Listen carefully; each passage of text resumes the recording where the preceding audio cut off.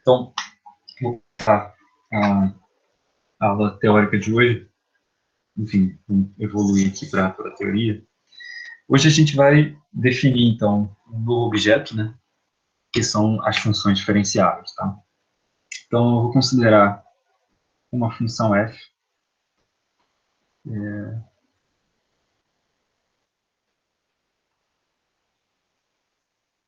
definida no intervalo aberto AB, tomando valores aí em R, tá? Vou ficar um ponto X pertencente ao intervalo AB.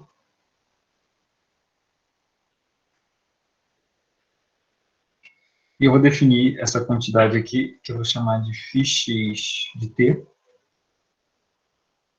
como sendo f de t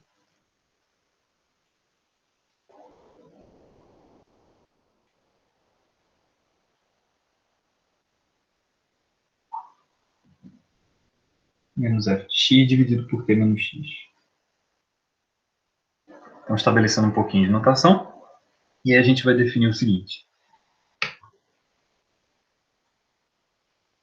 Eu vou dizer que a função f ela é diferenciável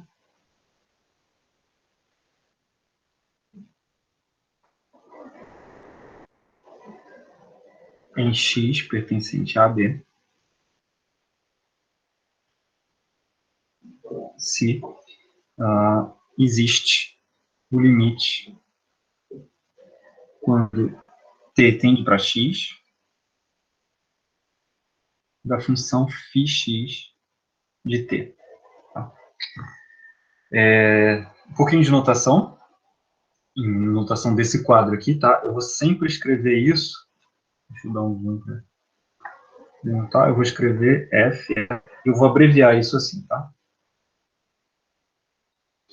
Quando eu escrever f é diff 2Ls apóstrofe 2Fs apóstrofe L, essa é uma abreviação para diferenciável, tá? A gente denota o limite como sendo, usa essa notação aqui, f' de x, tá? A gente vai usar essa notação f' nessas aulas, ok? Bom, observa o seguinte, que se f é diferenciável,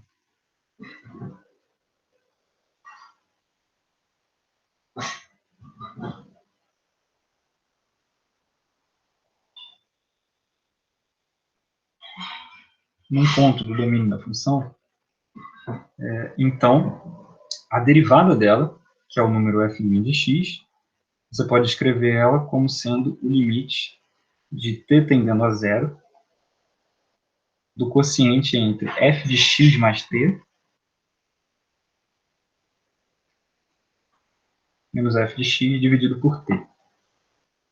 Ok? Esse quociente, às vezes as pessoas chamam de quociente de Newton, por razões óbvias, e você percebe que esse quociente é igual ao limite de φx de t, simplesmente fazendo a mudança de variável, né? Se eu substituir, se aqui eu chamar de y, o que eu estou chamando de t aqui, eu posso fazer t igual a y menos x, e as duas coisas são equivalentes. Está claro isso, pessoal? A equivalência dessa observação?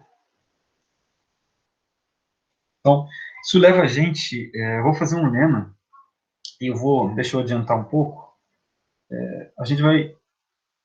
eu vou adotar um ponto de vista levemente mais conservador na aula de hoje. As demonstrações do Rudin, em geral, elas são um pouco vanguardistas, porque ele faz sempre as demonstrações usando uma sequência de raciocínios um pouco mais rebuscada, visando uma certa elegância. Tá?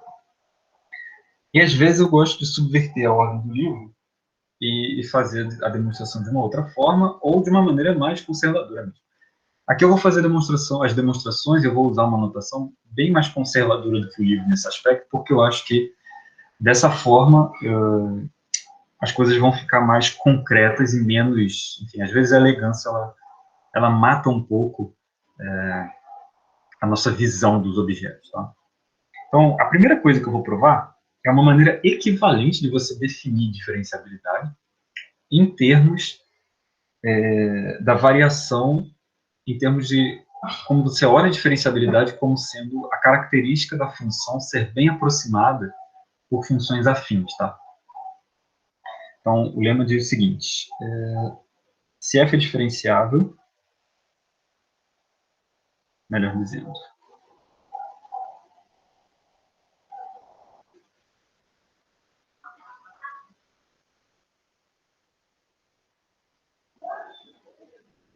em x, se e somente se existe um número real, lambda, e uma função r, de r em r, tá? Tal que, ou tais que, vale o seguinte.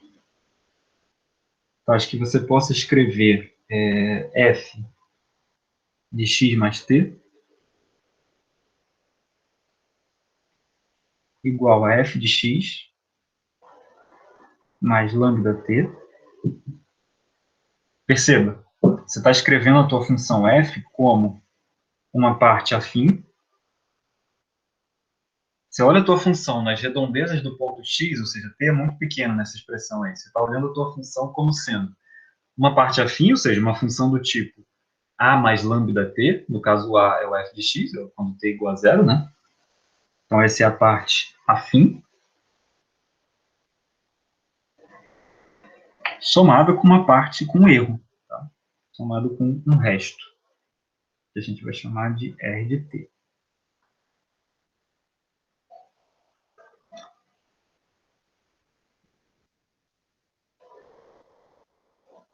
Ou seja, a função r, ela mede o erro que você comete ao aproximar a função f por uma função afim, tá?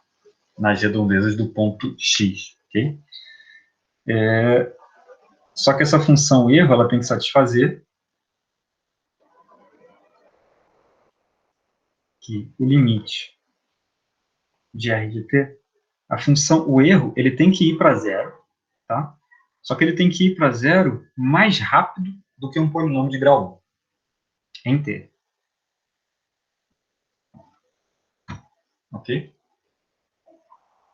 Então esse é o requisito. Vamos fazer a prova do lema. Então, aliás, deixa eu voltar.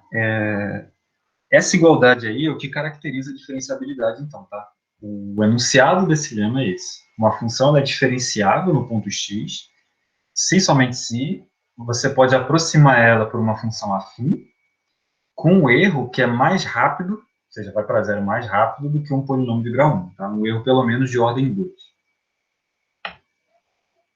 entre aspas. Alguma pergunta, comentário sobre esse lema? Sobre essa maneira de enxergar a diferenciabilidade? Então, Professor, aí né, dá para a gente falar também da unicidade desse lambda? sim, sim, sim. A gente vai deduzir como corolário a unicidade, tá? Exatamente, João, exatamente isso que eu queria chamar a atenção, tá? O...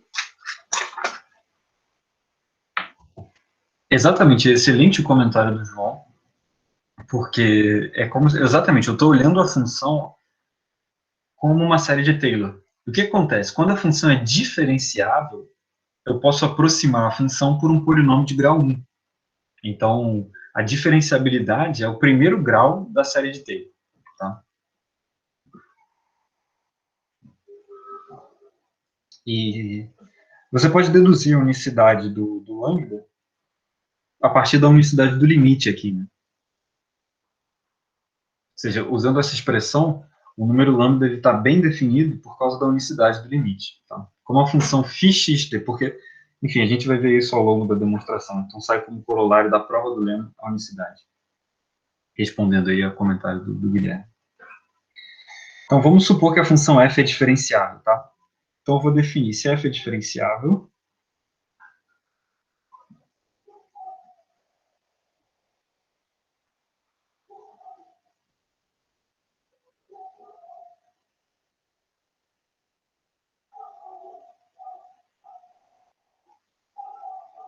Então, seja, a gente vai definir o número lambda como a derivada da f em x. Okay? E eu vou definir a função, sejam r, lambda igual a f' de x, e r de t, igual a f de x mais t,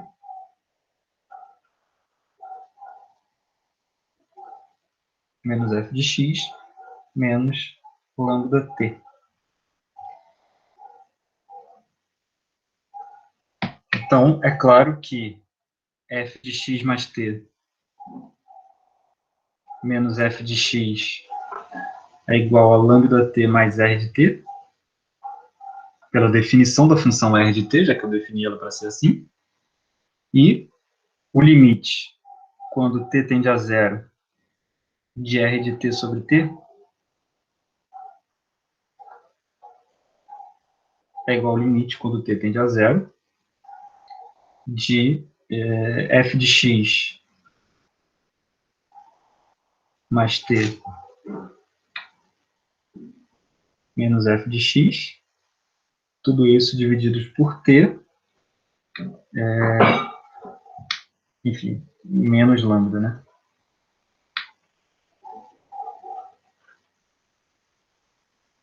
E isso é zero, né? Porque a função é supostamente diferenciável, né? Então, e lambda é a derivada dela, tá claro? Ok. Então, agora, ou seja, isso prova que a função satisfaz a igualdade do enunciado. Existe o número lambda e existe a derivada dela, tá? Quer dizer, e existe o resto, e o resto vai para zero mais rápido do que um polinômio de grau 1. E agora a volta. Para fazer a volta, a gente precisa provar que a gente supõe que a função satisfaz essa igualdade, né, com algum número lambda, e a gente precisa provar que a função ela é diferenciável, tá? Mas uma vez que a gente sabe que a função se escreve dessa maneira, eu posso escrever f.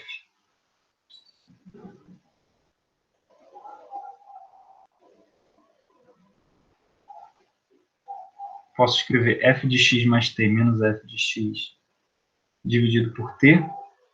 Isso é lambda mais r de t sobre t.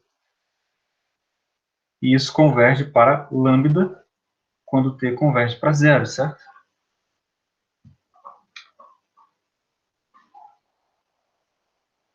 Portanto, existe o limite de φxt,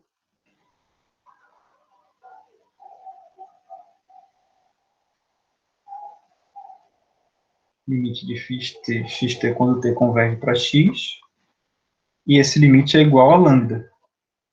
Logo, f é diferenciável em zero. Em x, perdão. E a derivada de f é igual a lambda. Bom, isso acaba a demonstração. Com relação à unicidade, a unicidade segue do fato de que a derivada é um limite. E o limite, e a gente aprendeu que o limite de sequência, o limite é único. Tá?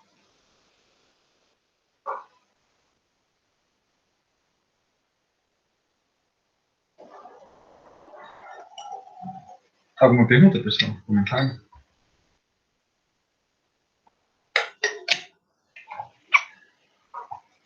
Ok. Então, a gente vai aprender, eu vou só enunciar. Na verdade, eu vou deixar como um exercício para vocês. Então, se você tem funções f e g,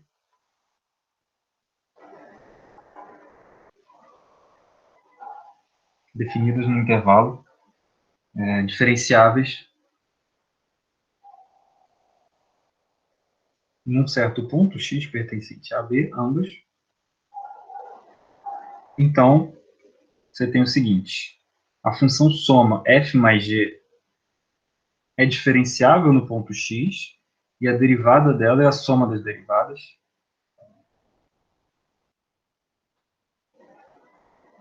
Tá?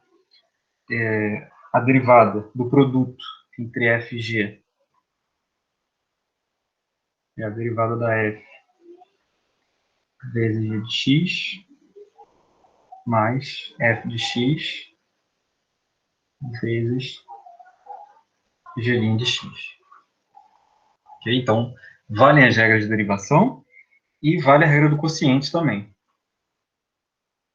Tá? Se g de x é diferente de zero, claramente. Tá? Isso é igual a derivada g f de x, eu vou escrever só assim, tá? Menos g de f, dividido por g ao quadrado. Ok? Então, valem as regras de derivação. Com as regras de derivação, a gente já aprende a derivar aí. E é exatamente igual a gente vê nos cursos de cálculo, tá? A gente aprende que as derivadas das constantes são zero, as derivadas dos polinômios, derivada dos termos mônicos, né? N vezes x elevado a n, nx elevado a n menos 1, simplesmente aplicando indução e a regra do produto. E com isso você consegue derivar qualquer polinômio. E, de fato, você aprende que todo polinômio é diferenciável e a derivada de um polinômio é também um polinômio, de grau 1 a menos do que o polinômio que você tinha. Okay? Simplesmente aplicando o fato de que a derivada de constante é zero e que a derivada de f de x igual a x, derivada da função identidade é 1, e aplicando essas regras de derivação que a gente aprendeu aí. Tá? O fato de que a derivada da constante é zero é só você aplicar a definição, e de que a derivada de f de x igual a x, derivada da função identidade é 1 também, é só você aplicar a definição. Tá? Então a gente já sabe derivar polinômios. Alguma pergunta?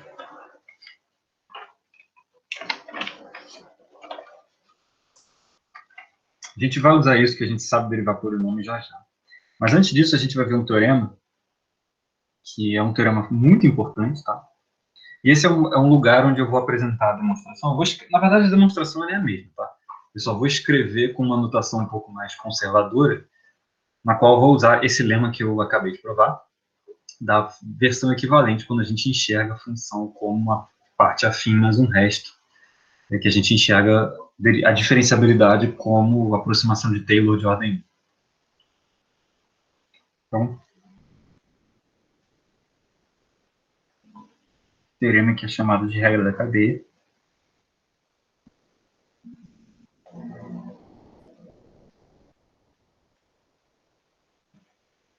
A regra da cadeia diz o seguinte: suponha que você tem uma função f definida no intervalo AB, contínua nesse intervalo. Suponha que a função é diferenciável, então, num certo ponto do seu domínio,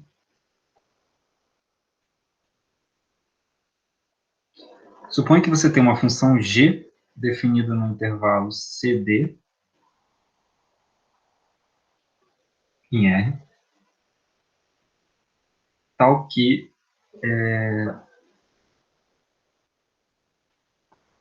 a imagem da f, ou seja, f do intervalo AB, está contido no intervalo CD, tal que a função g seja diferenciável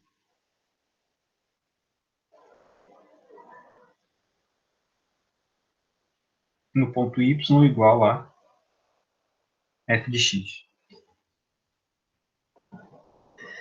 Bom, como a imagem da f cai dentro do domínio da g, você pode fazer a composta, né? G composta com f. Tá? Então, a função é g composto com f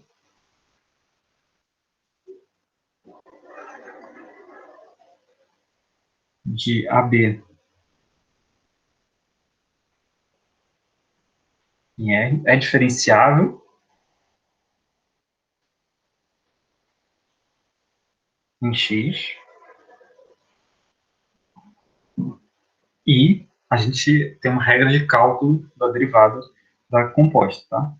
A derivada de g composto com f em x é igual à derivada da g calculada em f de x vezes a derivada da f em x.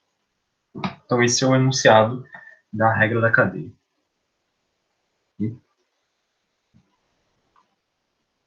Vamos ver por que a regra da cadeia é verdade.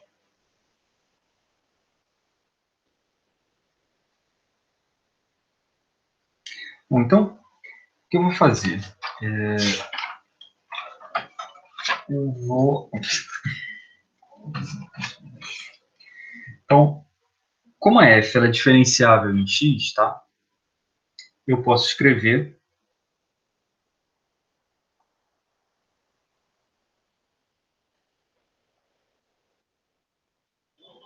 implica que f de x mais t menos f de x é igual a f' de x vezes t mais r de t. A g é diferenciável em y, por outro lado, implica que g de y mais s menos g de y é igual a g' de y vezes s mais um outro resto que eu vou colocar com tio aqui, tá? R tio de s. E a gente sabe, eu vou colocar isso pequeno em vermelho aqui, a gente sabe que o limite de R de t sobre t, quando t vai para zero, é zero. E a gente sabe que o limite de R tio de s sobre s, quando s vai para zero, é zero. Ok? A ideia fundamental para você obter a fórmula da regra da cadeia é o seguinte. Observa que, como y é f de x, isso aqui, essa última igualdade, ela permite a gente escrever isso aqui, ó. G de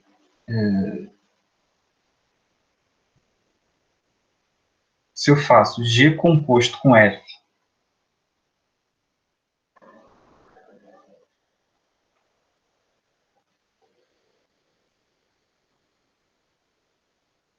de x mais t, isso é igual a G. O que eu posso fazer? Eu posso substituir f de x mais t. F de x mais t é igual a isso aqui, né? Ou seja, f de x mais f' de x vezes t mais r de t, certo? Tá? Eu vou denotar também, para facilitar a redação, eu vou denotar lambda igual a f' de x, tá?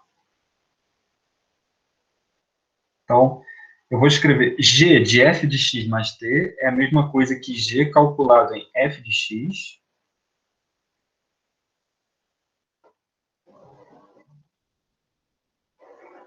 mais lambda vezes t mais r de t, ok?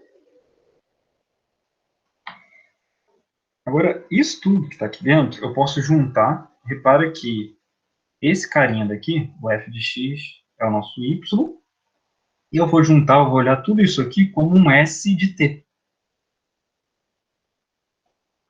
Certo? Na verdade, eu vou olhar isso aqui como um lambda vezes s de t. E aí eu vou escrever tudo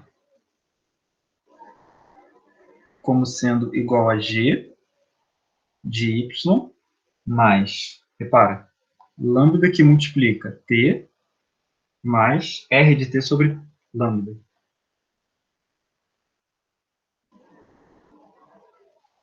Então, vai ser igual a g de y mais lambda vezes s de t, onde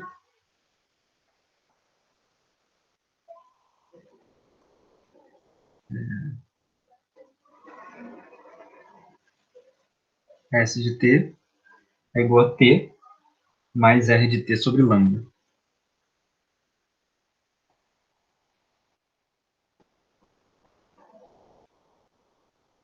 Ok?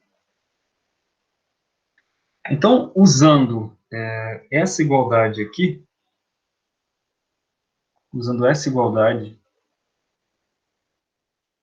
aqui, eu posso reescrever tudo aquilo que está na próxima página, né, como sendo g de y mais s, então isso é g de y mais g' de y vezes s, só que o s, na próxima página, ele é lambda vezes o s de t. Né?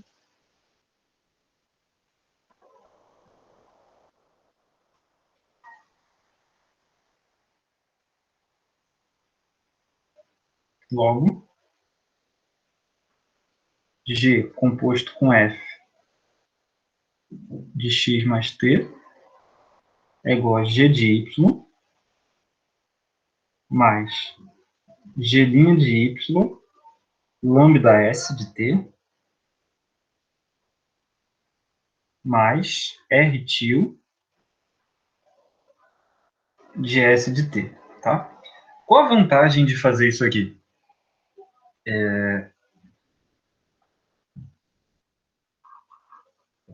Deixa eu... Peraí.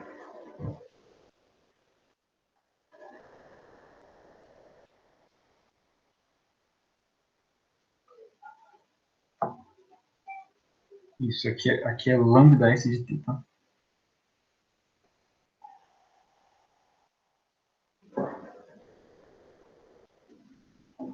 Bom, a gente vai ver já já qual é a vantagem de escrever isso assim, tá?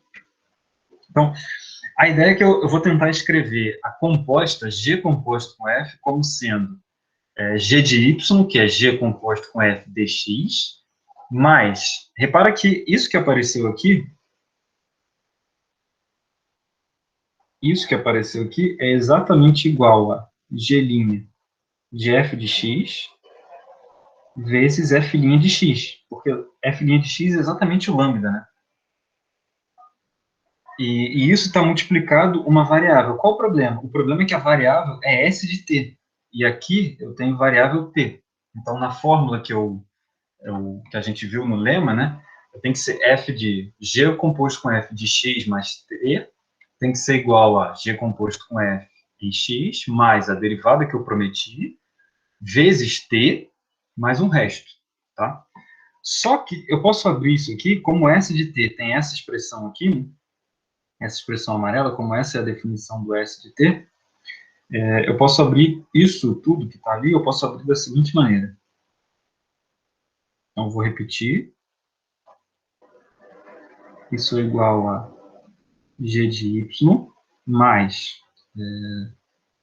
G' de Y lambda vezes T mais G' de Y vezes R de T vezes só, né? Porque eu substituí S de T por T mais R de T sobre lambda, né? Como isso está multiplicado, fica G' de Y vezes T mais G' de Y vezes R de T, porque cancela o lambda. Ok?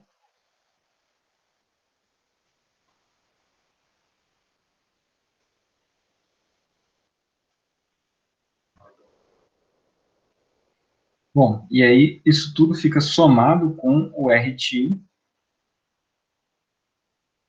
de S de T. Tá? Então agora eu vou definir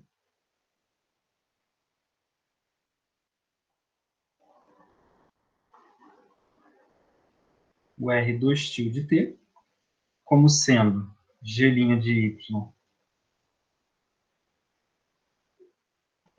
R de T mais R tio de S de T. Tá? Esse é o resto. Dessa forma, eu posso escrever G composto com F de x mais t igual a G composto com F de x mais G' de F de x vezes F' de x vezes t mais R2 tio de t. Então, eu escrevi a composta como sendo uma parte afim, essa parte aqui é afim em T, a derivada é o número que eu prometi, isso aqui é a derivada prometida,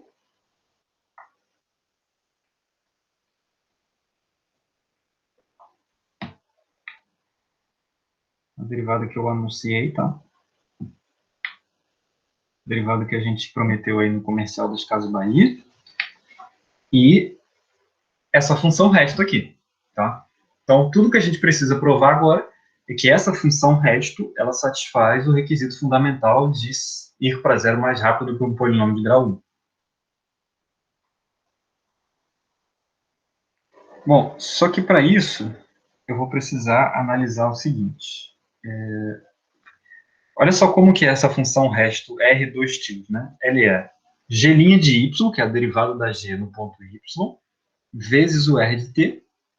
Essa parte, quando eu dividir por t, vai ficar uma constante, né, que é a derivada da g em y, vezes R de t sobre t. Só que R de t sobre t vai para zero. Constante vezes uma coisa que vai para zero, vai para zero. Então, a primeira parcela vai para zero. A segunda parcela parece um pouco mais complicada, né? Que é o R tilde S de t. Só que se você lembrar, S de t, como a gente definiu, S de t vai para zero, porque é t mais R de t sobre lambda. O R de t vai para zero, só que ele vai para zero mais rápido que um polinômio de grau 1, em particular ele vai para zero. Então, S de t, quando t vai para zero, vai para zero. Então, é como se eu estivesse fazendo no R tilde S de t uma simples mudança de variável. Então, vai ser basicamente eu multiplicar e dividir por S de t, né? Então, vai ficar R tilde S de t sobre S de t vezes S de t sobre t, para fazer R de tilde S de t sobre t. Então, eu faço essa mudança de variável. Só que S de t sobre t é limitado. S de t sobre t converte para lambda. Tá? Então, e aí o R tilde sobre S vai para zero, vezes uma coisa limitada vai para zero também. Então, o R2 tilde de t, ele foi construído para ser algo que vai para zero mais rápido que um polinômio de grau 1. Vamos ver isso em etapas com calma, tá?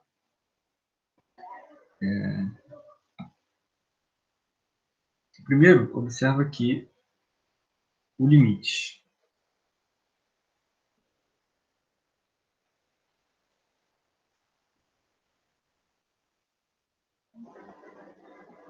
O limite, quando t vai para zero, de g' de y, R de t sobre t, é igual a g' de y vezes o limite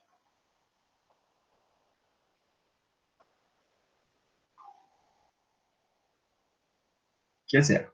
Okay? Então, a primeira parcela vai para zero. Além disso, eu posso escrever, além disso, bom, como o limite, quando t vai para zero, de S de t é zero, e o limite, quando t vai para zero, de S de t sobre t,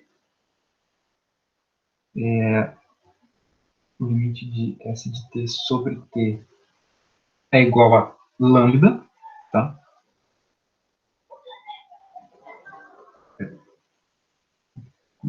É igual a 1, né, na verdade. O limite de S de t sobre t, quando t vai para zero, é 1. Todo mundo concorda? Porque fica 1 mais S, 1 sobre lambda vezes R de t sobre t, certo?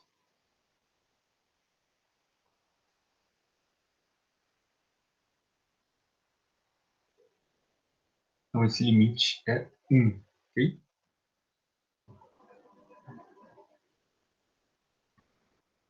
Então,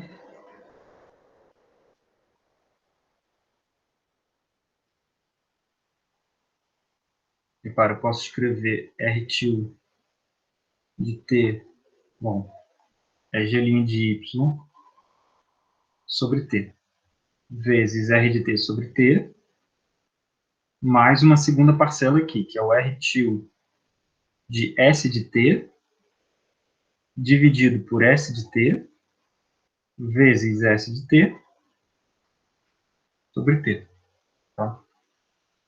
Eu posso supor sem perda de generalidade que a função S de t ela é diferente de zero porque ela é t mais um resto, tá? Que vai para zero mais rápido do que t. Então, não tem muito problema supor. De qualquer forma, o limite disso é zero quando t vai para zero, tá? Porque essa parte aqui está limitada. Essa parte aqui converge para 1. Essa parte aqui converge para zero. E essa parte aqui a gente já viu que converge para zero.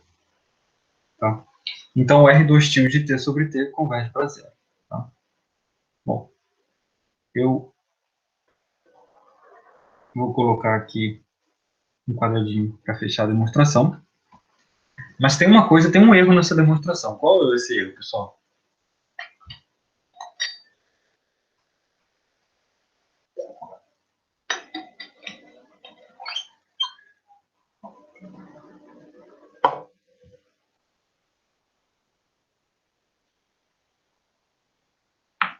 Já tem um erro nessa página aqui, né?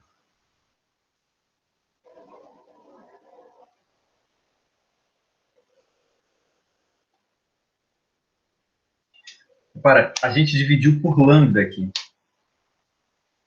tá? Onde lambda é a derivada da f, ok?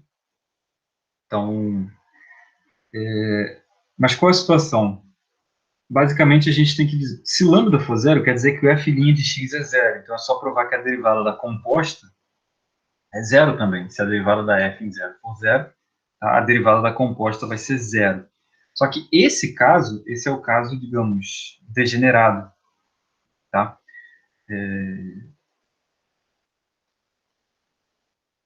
Então, deixa eu colocar assim.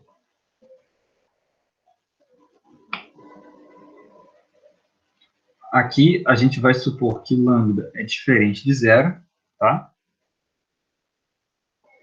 O que vai acontecer quando lambda for zero? Primeiro, essa expressão aqui, você vai ter que f de x mais t menos f de x vai ser igual a r de t, tá? Quando a derivada é zero, é como se a função, os incrementos dela já são um polinômio de grau 2. A função já vai para zero mais rápido do que um polinômio. Então, quando você escreve a g dessa forma, você já está escrevendo o y mais s, o f de, né, é f de x mais s, então você já está escrevendo, quando você faz g de f de x mais t, você não vai ter esse termo aqui, que é o lambda t. Nessa última expressão aqui, esse termo vai desaparecer. Então vai ficar só f de x mais r de t, certo? Então o que você vai fazer? Nesse caso, o g de y mais s, você vai abrir ele vai virar g de y mais g' de y. Na verdade, vai ser só isso, g' de y vezes, no caso, o r de t, mais a composição dos restos, tá? E aí você vai aplicar o mesmo raciocínio que a gente aplicou para demonstrar que o resto com dois tios ia para zero, e aí ele vai para zero nesse caso, tá? Então, esse é um caso que você tem que fazer à parte. Ou seja, o resumo da história é que eu vou dar mais trabalho para vocês.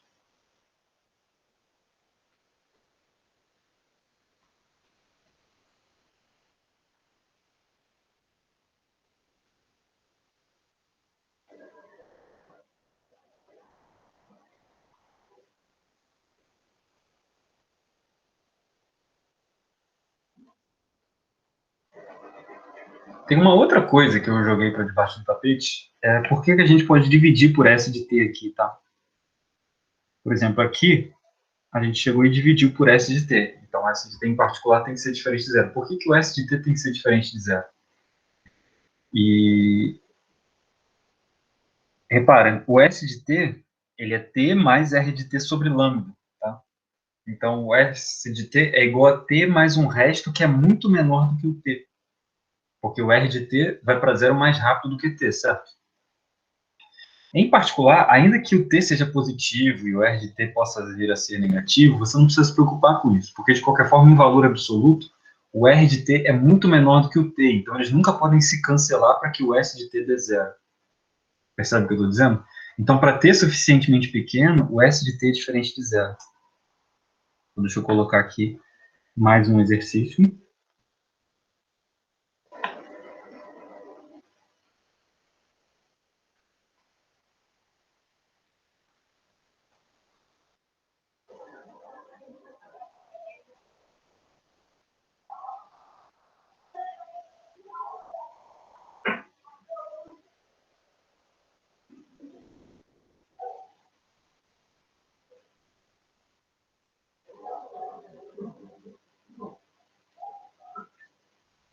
Ok?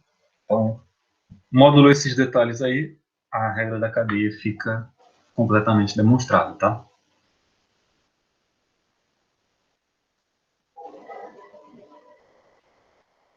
Alguma pergunta, pessoal, sobre o que faltou aí da regra da cadeia ou como foi a demonstração?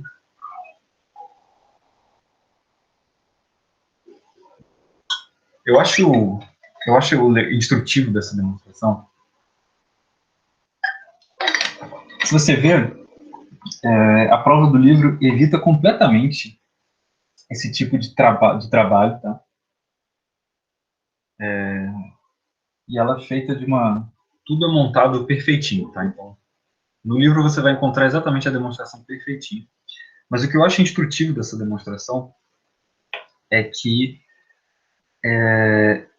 ela é construída de uma forma natural, tá? Ou seja, é como você pensa imediatamente após você ler as definições e é dado o problema, você pensa. E aí o que acontece é o seguinte, quando você ataca o problema, escreve a solução, que é a primeira solução que vem na cabeça, e isso acontece com muita frequência. A primeira solução que vem na cabeça, ela é cheia de defeitos, que você precisa ir corrigindo, tá? E aí você tem que enxergar esses buracos e você vai corrigindo esses pequenos defeitos. Só que nesse processo, enfim, você consegue uma demonstração e a demonstração é horrível, porque ela é cheia de pequenos defeitos, e aí para você preencher esses pequenos defeitos, ela fica gigantesca, né? Essa é a diferença dessa demonstração que a gente está aqui para abrir ela e fazer todos os detalhes. Comparado com a demonstração do livro, ela vai ficar gigantesca. Porém, essa demonstração ensina para a gente muito mais, porque é a partir dela que a gente consegue construir a demonstração que é super elegante, porque a gente entende o que está por trás da prova, tá? Então, eu acho um exercício muito não trivial para vocês fazerem. Apesar de eu estar passando assim no meio da aula, é um exercício muito não trivial e eu recomendo fortemente que vocês façam é repassar essa demonstração, reconstruir todos os detalhes que não foram escritos aqui, alguns deles eu coloquei como exercício, tá? Repassar com todos os épsilons e todos os deltas e depois limpar a demonstração e tentar escrever ela, comparar com a demonstração do livro e tentar ver, bom, onde que eu posso pegar, seguir essa ideia e escrever de uma forma que não precisa dividir em casos ou que não precisa fazer o caso lambda igual a zero, o caso lambda diferente de zero, entende? Será que eu consigo? Eu acho que esse é um exercício que vale a pena vocês fazerem. Isso está dentro daquela categoria de você estudar uma demonstração e entender o que ela pode te entregar, ou até onde você pode chegar com uma mesma demonstração. Bom, vamos seguindo em frente aqui. Ainda mantendo um pouco de conservadorismo, tá? Depois no livro vocês vão ver vários exemplos, ou seja, tem uma observação, que é, sei lá, proposição,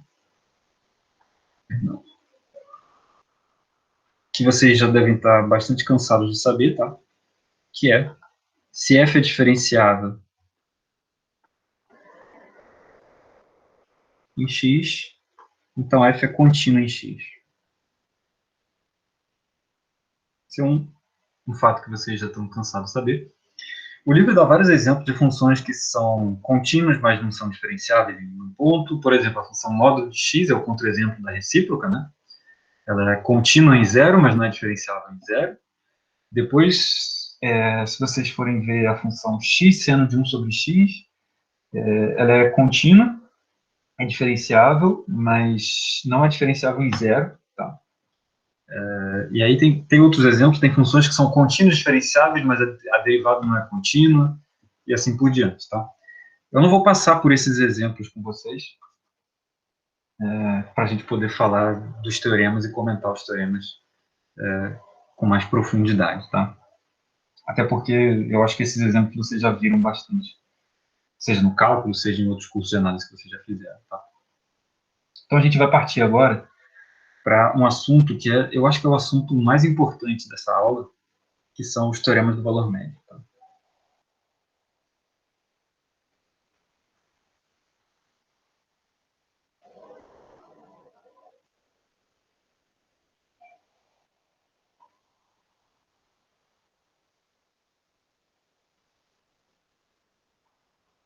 Nos cursos de cálculo, a gente aprende como que a derivada influencia no gráfico da função. Só que o teorema do valor médio, ele diz para a gente como que a derivada influencia na distorção causada pela função. De fato, mais do que isso, tá? Uma das coisas que a gente pode provar usando o teorema do valor médio é o seguinte fato. Supõe que você tem uma função que é diferenciável no intervalo e que a derivada dela é contínua. Ou seja, supõe que você tem uma função que a gente chama de classe C1, definida no intervalo. Então, essa função é uma função Lipschitz nesse intervalo. Tá? E a constante de Lipschitz dessa função ela é igual ao maior valor da derivada da função no intervalo. Essencialmente, o que você está dizendo? Quando você tem uma função afim, né, o gráfico dela é uma reta, quanto mais inclinada ela for, mais ela distorce intervalos. Né? Toda função afim é uma função Lipschitz e a constante de Lipschitz dela é dada pela inclinação do gráfico. Né? Oi, Leuber.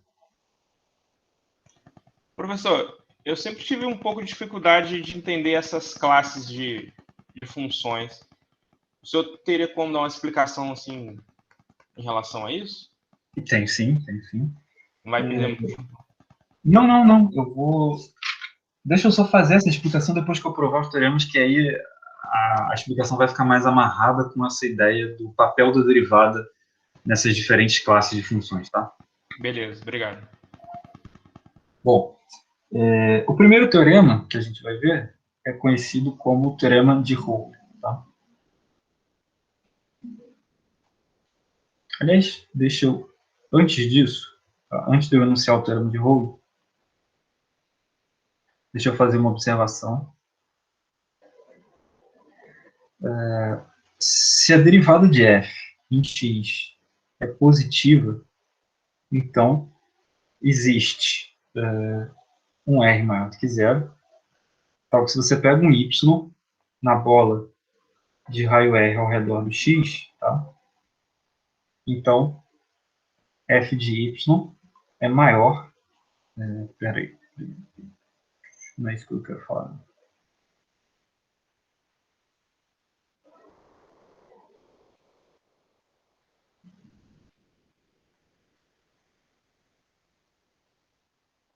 A relação é o seguinte: se a derivada da f é positiva, então existe um r maior do que zero, tal que f restrito ao intervalo x menos r, x mais r,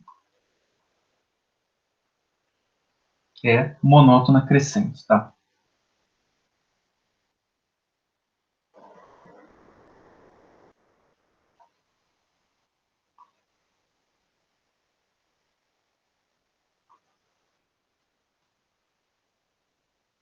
E isso porque se f' de x é positivo, isso quer dizer o seguinte, que se t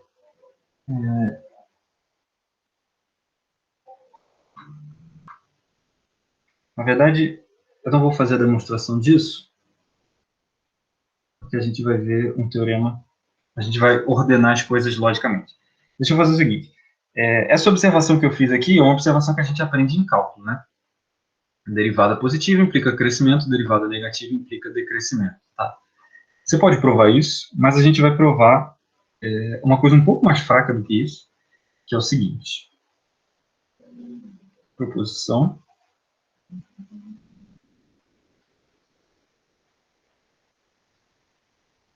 Você supõe que você tem uma função contínua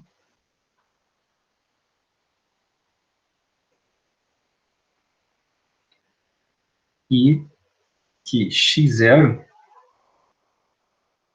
pertencente ao interior do intervalo no qual a função está definida. Repara que x está no interior do intervalo no qual a função está definida. Supõe que ele seja um extremo local.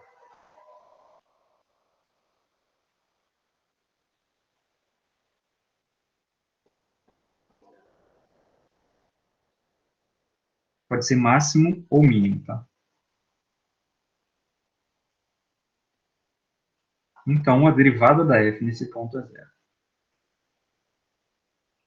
De fato, isso dá como corolário que a função tem que ser crescente se a derivada for positiva ou negativa, porque se a derivada não for nem positiva nem negativa, ela vai ser zero, então você tem um extremo local em x, e aí a função não é nem crescente nem decrescente, tá? Bom, enfim. Repare. Se o ponto x, vamos supor que o x é máximo, tá? Então, se x pertence a B é o máximo local, significa o seguinte, que existe um delta positivo, tal que, bom, o A é menor do que x menos delta, que é menor do que x, que é menor do que x mais delta, que é menor do que B, e se y pertence ao intervalo x menos delta x mais delta, então, f de y é menor ou igual do que f de x, ok? Como essa desigualdade ela é nesse sentido, não importa se o y está à direita ou à esquerda do x, você tem o seguinte, que se o y estiver entre x menos delta e x, então, o que você pode dizer de f de y menos f de x sobre y menos x?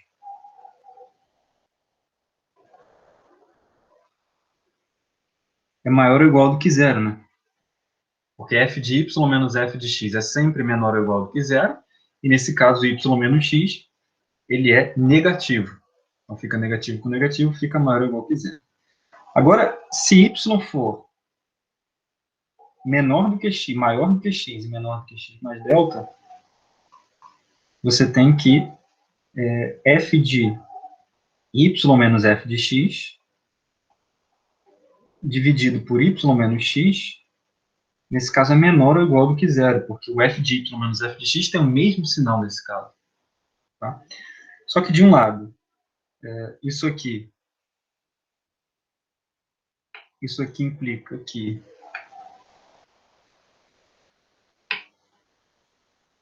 o limite, quando y tende a x, à esquerda, né, de f de y menos f de x sobre y menos x, isso implica que esse limite é maior ou igual do que zero. Só que esse limite, por um lado, como a função é diferenciável, né, os limites laterais, né, dos quocientes de Newton coincidem com o limite, que é a derivada nesse caso. Então, você tem que f' de x, nesse caso, é igual ao limite lateral à esquerda, e ele é maior ou igual do que zero. Da mesma forma, essa desigualdade que eu acabei de escrever aqui, ela implica que f' de y, que é igual o limite lateral à direita agora,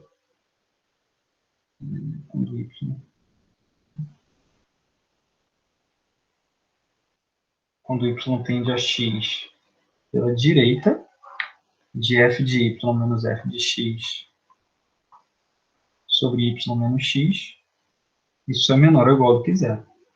Ou seja, a gente provou que a derivada da f em x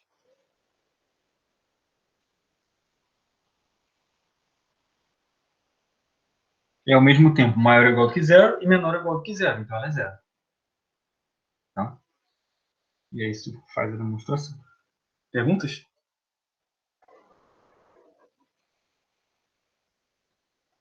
Leuber, tá tudo certinho aí? Beleza. Eu vi você fazendo uma cara muito atento olhando para a tela. Não sabia se era de dúvida ou se era... Você estava pensando nas suas próprias ideias.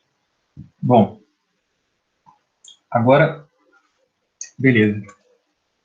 A gente vai demonstrar o seguinte agora.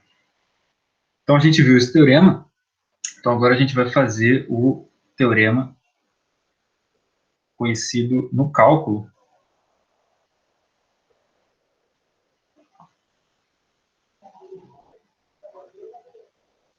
como o teorema de Rolle, tá? Suponha que você tem uma função contínua de A e B em R, diferenciável,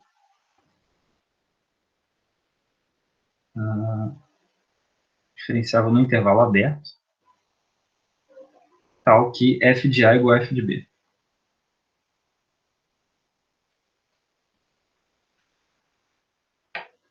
Então, existe um ponto x no intervalo aberto de A até B, tal que f' de x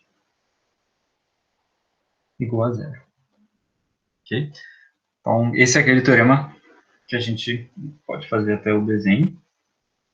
Você tem um gráfico aqui, e aí a função vai de A até B, passando aqui. Então, ela começa nesse ponto, e o gráfico dela faz aí, digamos, algo assim. Tá? Então, necessariamente, né, você tem que ter aí uma reta tangente horizontal nesse ponto aqui e nesse ponto aqui. Tá? Então, prova do teorema. Olha só, como a função ela é contínua, tá? A gente já sabe que ela tem um máximo e um mínimo, e esse máximo e esse mínimo são atingidos no domínio dela, porque o domínio dela é um intervalo compacto da reta. Tá? Então, existem. A gente sabe que existem x, y, pertencentes ao intervalo fechado de A até B, porque é só isso que é a compacidade da A, tais que f de x é igual ao sup dos valores f de t para t variando em AB, e f de y é o ínfimo, tá?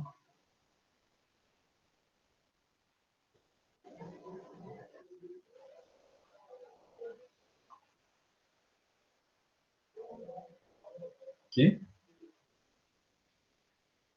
Beleza.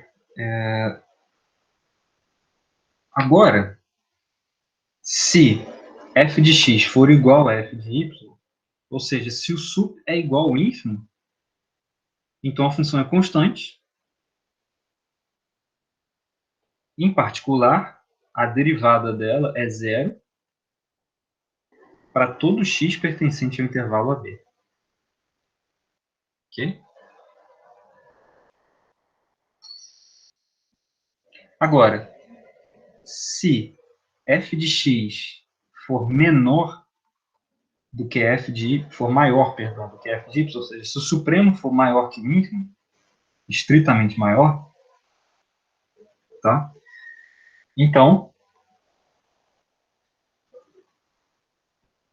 ou f de x é maior do que f de A, ou f de y é menor do que f de B, ou os dois. Certo? Concordam com isso? Isso eu estou usando que f de A é igual a f de B, tá? Mas em qualquer caso, há um extremo local no interior do intervalo AB, tá? Porque o extremo vai ser global, né? Porque vai ser o máximo, só que ele não vai ser atingido nas fronteiras do intervalo. Você não vai ter uma função que só cresce assim, certo? Você não pode ser monótona nesse caso. Já que ela tem os valores no final e no começo são iguais, a função não pode ser monótona. Então, um dos extremos dele, seja o máximo ou seja o mínimo, vai ter que ser atingido no interior, tá?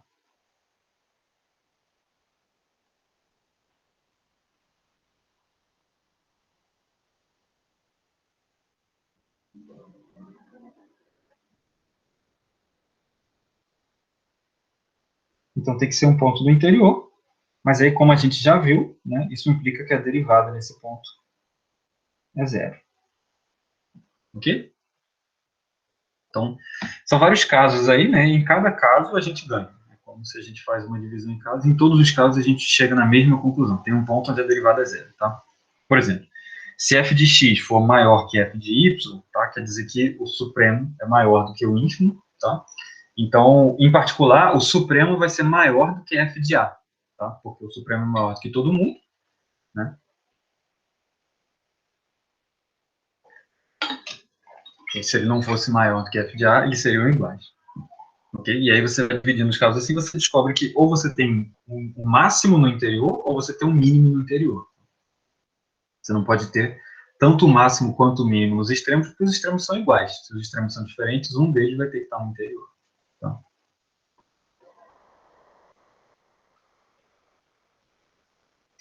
Beleza. Como corolário desse teorema, a gente obtém o teorema do valor médio, que é o que a gente conhece como teorema do valor médio.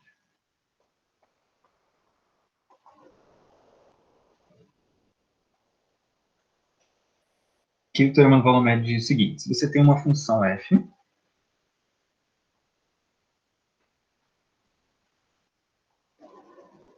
contínua, diferenciável em todo o intervalo aberto do seu domínio, no interior do seu domínio, então, existe o x pertencente ao interior do domínio, tal que f' de x é igual a f de b menos f de a dividido por b menos a. Já o teorema do valor médio é o enunciado que te diz que você tem uma função que vai, por exemplo, de a até b aqui. Se o gráfico dela faz uma coisa assim, em algum momento aqui, a inclinação da reta tangente ao gráfico é igual à inclinação da reta secante. Elas são paralelas. Tá? Então,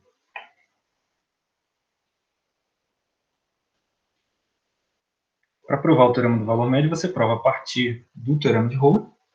É basicamente você considera a função g de x igual a f de b menos f de a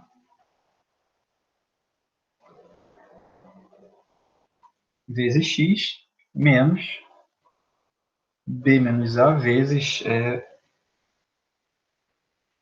f de x. Ok? Aí você observa o seguinte, que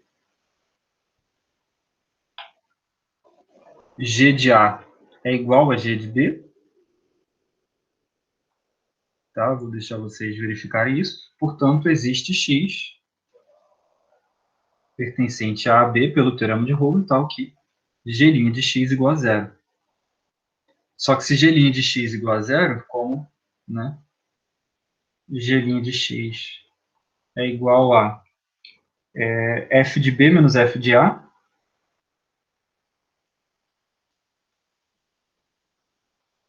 menos b menos a f' de x, acabou, né?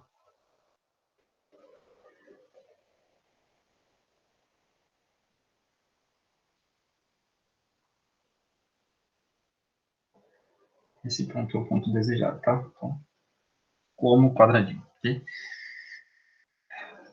Tudo bem, deu para entender aí a estrutura? Eu não fiz todos os detalhes, porque eu não verifiquei que g de A é igual a g de B, mas é só você substituir g igual a G igual a B e ver que vai dar igual. Tá? Basicamente, o que vai acontecer quando você substituir, por exemplo, g de A, o termo f de A vezes A vai cancelar com f de A vezes A do outro lado, porque eles vão estar com sinais contrários. Aqui, na primeira, ele está com menos, na segunda, ele vai estar com mais, vai ficar menos com menos. Quando você substituir B, vai ser o contrário. Né? O termo f de B vezes B vai ser cancelado. E tanto g de A quanto g de B vão ser iguais a bf de B menos af de A. Menos, quer dizer, bf de A menos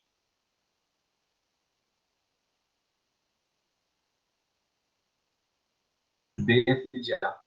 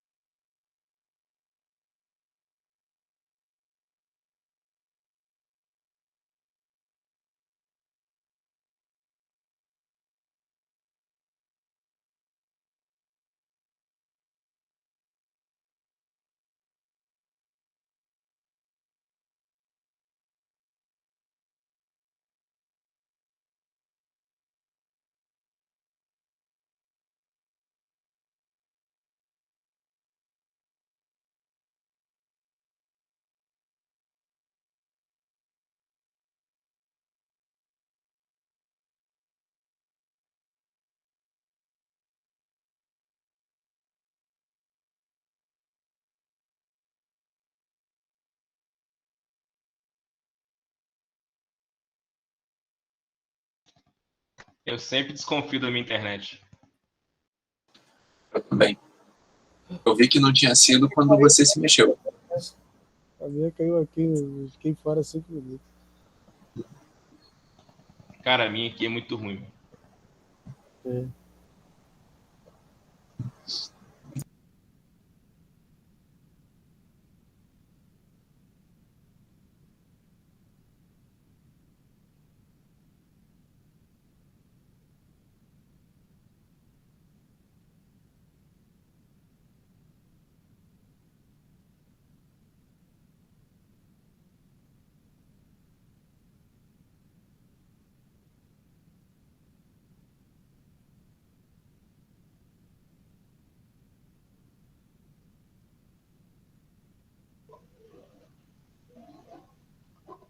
Pessoal, vocês estão me ouvindo agora? Valeu. Foi mal aí que caiu a internet, eu tive que botar correndo o 4G do celular para a gente continuar.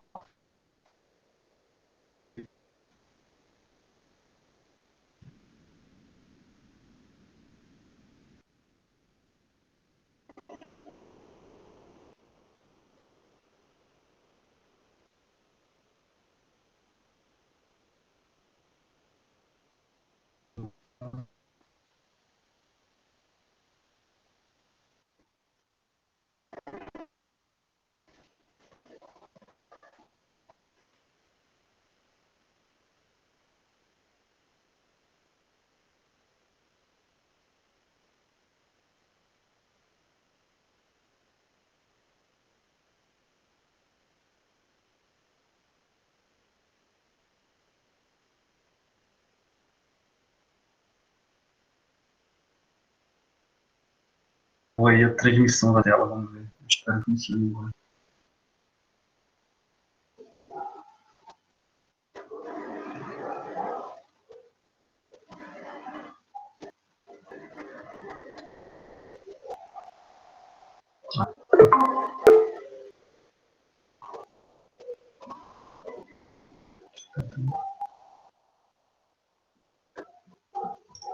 Não sei se tá indo. Bom, teoricamente estava transmitindo. Ai, ai, ai, ai, ai.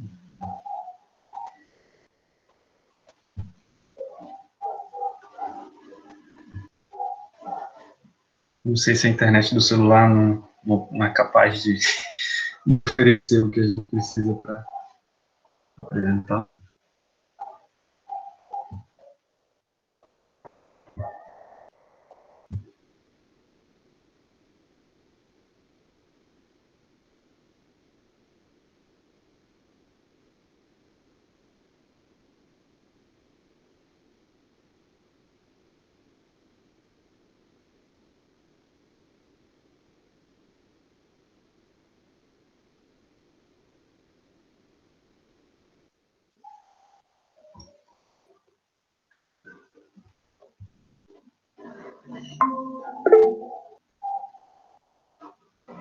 Talvez, pode ser.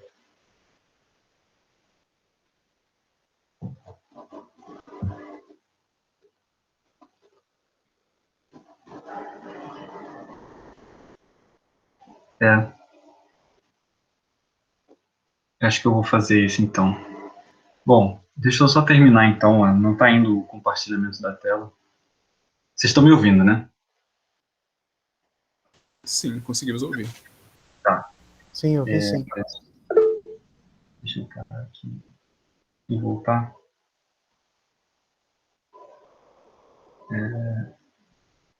Bom, o que a gente provou, né? A gente provou o teorema do valor médio.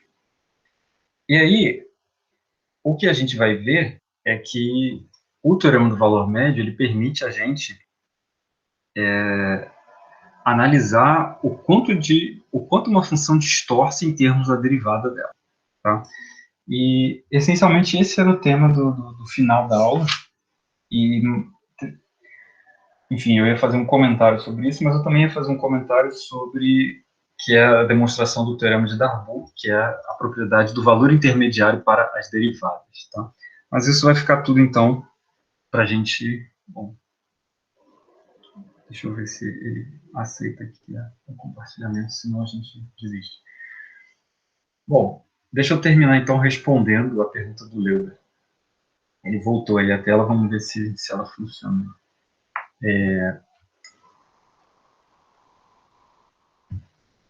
A gente tem o seguinte, vocês viram que a gente aprendeu as funções contínuas, no exemplo das funções contínuas, e aí você pode se perguntar o seguinte, das funções contínuas, que são aquelas que são contínuas em cada ponto do seu domínio, você pode andar mais para frente em termos de regularidade. E aqui a gente viu as funções diferenciáveis. Toda função diferenciável é contínua, mas nem toda função contínua é diferenciável. Então, quando você vai de diferenciável para contínua, você realmente dá um salto em termos de regularidade. Tá? Depois, a função pode ser diferenciável, mas quando você olha, quando uma função é diferenciável, você pode definir uma nova função, que é a função derivada dela. E aí você pode se perguntar se a função derivada dela é contínua ou não. Tá? E a função derivada dela pode ser contínua ou pode ser descontínua. Tá? Se a função derivada for contínua, a gente diz que a função é de classe C1. Tá? E aí, a função derivada dela pode ser contínua, mas pode ser mais que contínua, pode ser diferenciável. Então, se a derivada da derivada, que é a derivada segunda, for diferenciável também, a gente diz que, quer dizer, se a derivada, a derivada primeira, se além de contínua ela for diferenciável, e contínua, e a derivada da derivada, que é a derivada segunda, for contínua, a gente diz que a função é de classe C2. Então, em geral, uma função ela é de classe Cn se ela é derivável n vezes, e todas as suas derivadas são contínuas. Tá? Então, uma função de classe C1 é uma função que é derivável uma vez, e a sua primeira derivada é uma função contínua. Uma função que é de classe C2 é uma função que é derivável duas vezes, e a derivada dela é uma função contínua, e assim por diante. Ok? Leuber, eu não sei se isso responde aí a sua dúvida sobre essas classes de diferenciabilidade. Beleza. Valeu. Arthur, pode falar. Uma dúvida sobre essa definição das classes CN. Uhum. Que quando você não falou uma apenas, ele gerou essa dúvida. Eu posso dizer, por exemplo, então, que a CN está contida na CN-1? Isso, perfeito. Toda função C2 é C1, toda função C3 é C2 e assim por diante. Tá, entendi. Perfeito. Então, deixa eu ver se eu consigo continuar aqui, então. A gente viu então, o teorema do valor médio, agora a gente vai ver, essencialmente, para fechar aqui a aula de hoje, o último teorema, né? É o teorema de Darboux. Tá? Então, vamos ver se vai funcionar aqui. Acho que está funcionando. Então, enquanto estiver funcionando, a gente mantém aqui.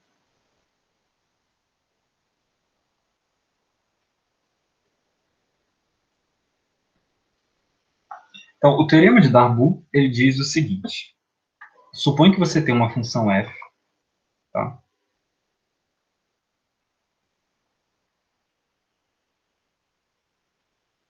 Definido no intervalo AB, tomando valores em R, tá? Que seja diferenciável em todos os pontos do seu domínio, tá? E toma um lambda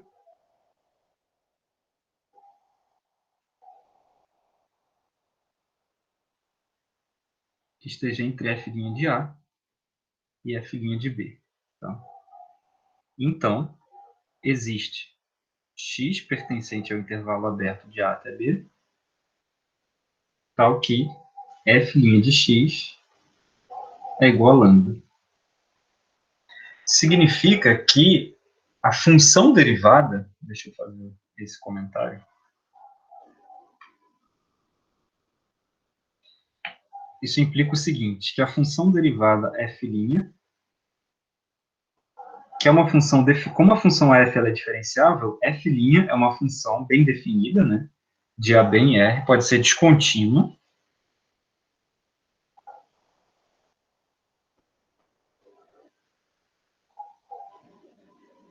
mas possui a propriedade do valor intermediário.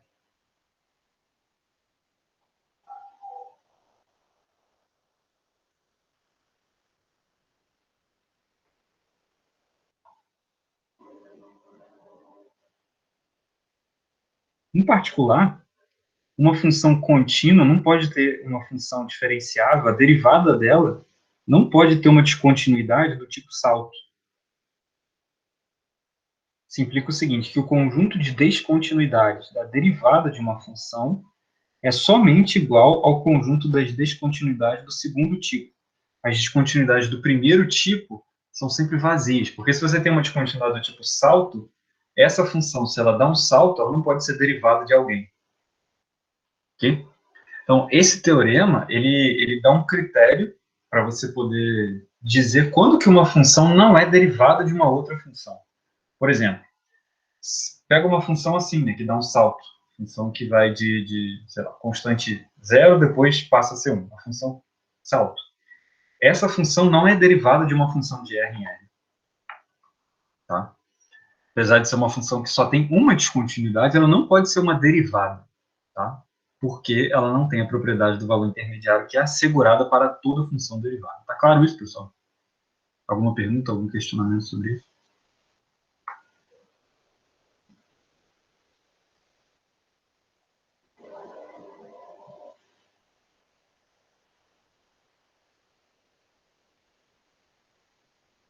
Então, vamos ver a prova do teorema de Darboux.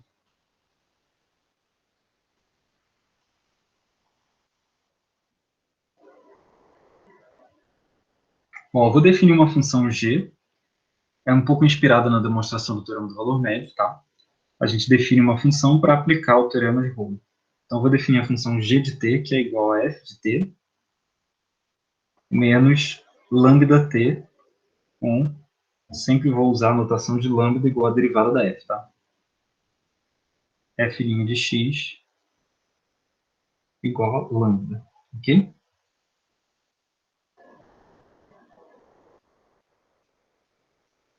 Perdão, que f' de x igual a lambda. Lambda é um número dado no enunciado, né? Estou viajando. Tá? Lambda é o número que está entre f' de A e f' de B, ok? Então, só recapitulando aí quem é o lambda. Meu sogro estava falando ali na sala que o Rodrigo Maia saiu do DEM, eu acabei me desconcentrando aqui nesses minutinhos, por isso que eu esqueci do lambda, tá? Tá pior que o Big Brother, a política brasileira. Então, o lambda é esse lambda que está aqui, tá? Entre f' de A e f' de B, ok? Então, olha só. Observa que g' de A, bom, primeiro qual é a derivada da função g, né? Então, você tem que a função g, a derivada dela, g' de t, é igual a f' de t menos lambda. Isso implica que g' de A é igual a f' de A menos lambda,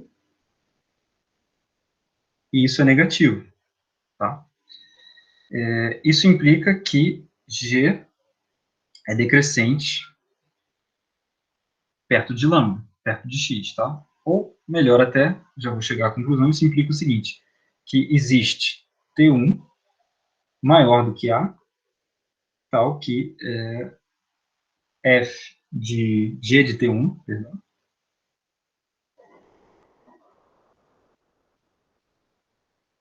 é menor do que g de A.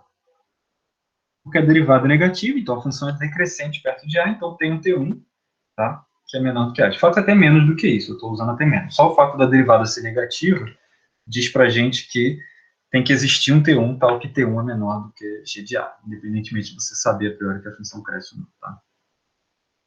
Analogamente, né, g' de B é igual a f' de B menos lambda, e isso é positivo. Logo, isso te diz o seguinte, que existe T2 menor do que B agora, tal que G de T2 é menor do que G de B. Bom, o que a gente tem a ganhar com esses T1 e T2 aí? A gente tem a ganhar o seguinte, se você olhar como que está o comportamento da função,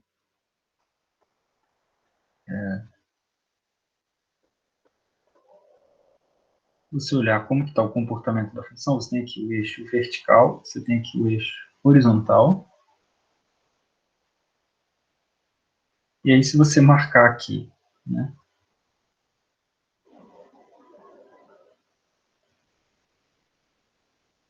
A, marcar aqui B, você marcar aqui G de A.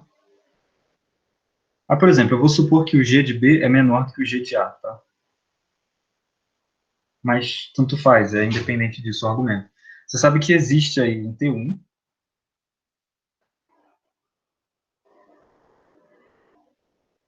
e existe um T2, tá? Tal que o G de T1 está menor do que o G de A e o G de T2 está menor do que o G de B. Ok? Isso implica o seguinte.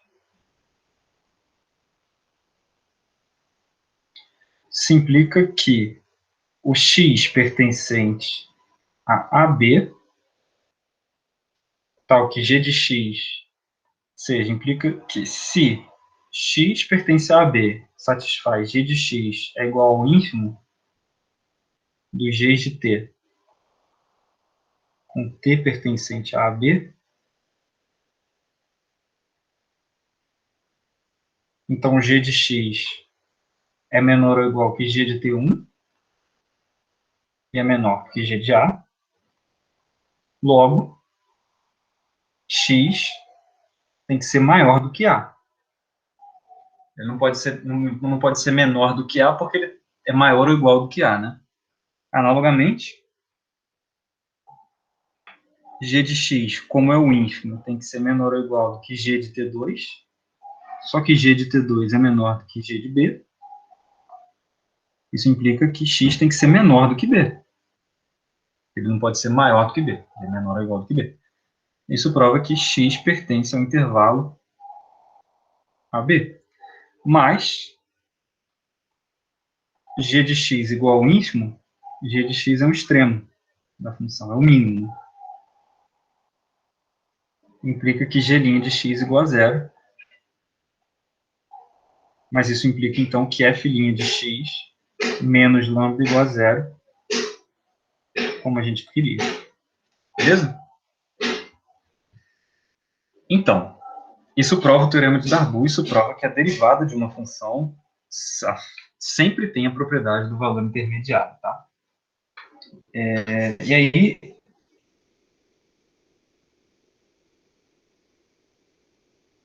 eu queria chamar a atenção, isso tem tudo a ver com a pergunta do Leuger sobre as classes de diferenciabilidade.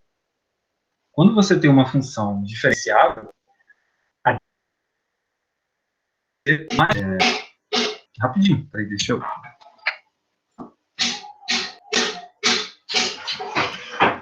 Sim. Tem como aguentar 10 minutinhos aí só? Tem como aguentar 10 minutinhos aí só?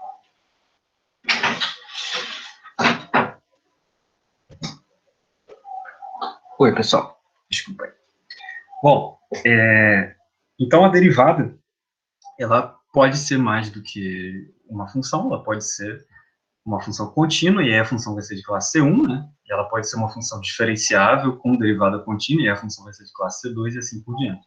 Mas a derivada nunca é uma função tão ruim, ou uma função... Na verdade, a gente aprende pelo teorema de Darboux que uma função que é derivada de alguém não pode ter descontinuidade do tipo salto. Ela só pode ter descontinuidade do segundo tipo. Tá? Então, às vezes, a função que é uma derivada pode ter descontinuidade de um jeito mais complicado. Tá? De certa maneira, uma função, para ser derivada de alguém, né? De certa maneira, não. Pelo teorema de Darboux, a função tem que ter a propriedade do valor intermediário. Então, a função tem que assumir todos os valores. E aí, para ela ter descontinuidades, essas descontinuidades têm que ser um pouco mais complexas. Tá? Vai chegar a adentrar em exemplos, os exemplos mais patológicos disso. Esse tipo de exemplo você vê muito em teoria da medida. Tem uma função, vocês podem dar um Google, chama a escada do diabo. É uma função que ela é contínua. Tá? Na verdade, essa função ela é contínua, ela não tem descontinuidade, tá? Mas ela não é diferenciável em quase todos os pontos, exceto no conjunto de Cantor. Tá? Na verdade, ela não é diferenciável no conjunto de Cantor, ela é diferenciável, ela é constante, na verdade, no complementar do conjunto de Cantor, mas ela é sobrejetiva no intervalo 0,1. Então, ela é constante em quase todo ponto, né, da reta, exceto no conjunto de Cantor, mas ela é sobrejetiva. Então, a função para ser derivada de alguém, ela tem que ser um pouco complicada nesse aspecto, assim, se ela não for, né, uma função contínua, para ela ser descontínua e ser uma derivada, ela tem que ter uma descontinuidade um pouco complexa. Tá? Alguma pergunta, pessoal?